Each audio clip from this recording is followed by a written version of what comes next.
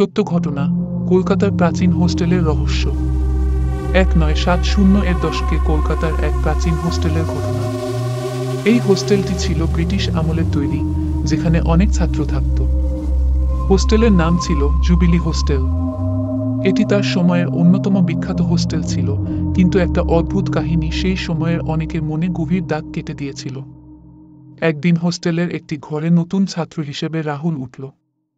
সে শুনেছিল এই হোস্টেলের কিছু পুরনো গল্প, কিন্তু সেগুলোকে অদ্ভুত কল্পনা বলে ভেবেছিল। প্রথম কিছুদিন সবকিছু ঠিকঠাক চলছিল, কিন্তু তারপর এক রাত রাহুলের জীবনে এক ভয়ঙ্কর অভিজ্ঞতা ঘটল। রাত 1টা বাজে, রাহুল ঘুমিয়েছিল।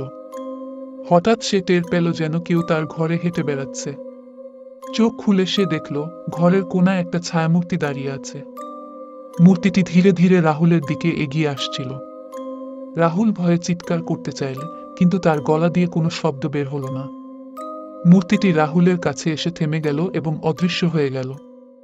রাহুল ভয়ে ঘেমে উঠল এবং বুঝতে পারল কিছু একটা অদ্ভুত ঘটছে। পরদিন সকালে রাহুল তার রুমমেটদের সাথে এই ঘটনা শেয়ার করল।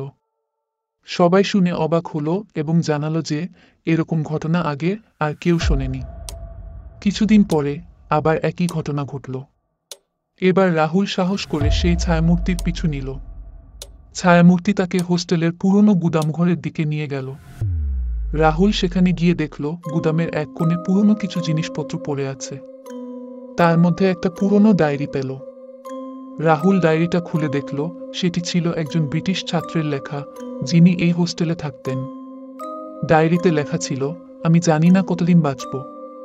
এই হোস্টেলে কিছু একটা আছে যা আমাকে প্রতিদিন ভয় দেখাচ্ছে। আমি এখান থেকে পালাতে চাই, কিন্তু পারছি না। রাহুল বুঝতে পারল এই ডায়েরির লেখক হয়তো সেই ছায়ামূর্তি। ডায়েরিটা সে হোস্টেলের প্রিন্সিপালের কাছে নিয়ে গেল এবং পুরো ঘটনা বলল। প্রিন্সিপাল এই ঘটনায় বিশ্বাস করলেন এবং ডায়েরিটি সঠিক জায়গায় সংরক্ষণ করলেন। রাহুলের এই সাহসিকতার জন্য হোস্টেলের সবাই তাকে প্রশংসা করল। সেই ঘটনার পর থেকে আর কেউ সেই ছায়ামূর্তিকে দেখেনি। হোস্টেলের সেই পুরনো কাহিনী আজও অনেকের মনে রয়ে গেছে।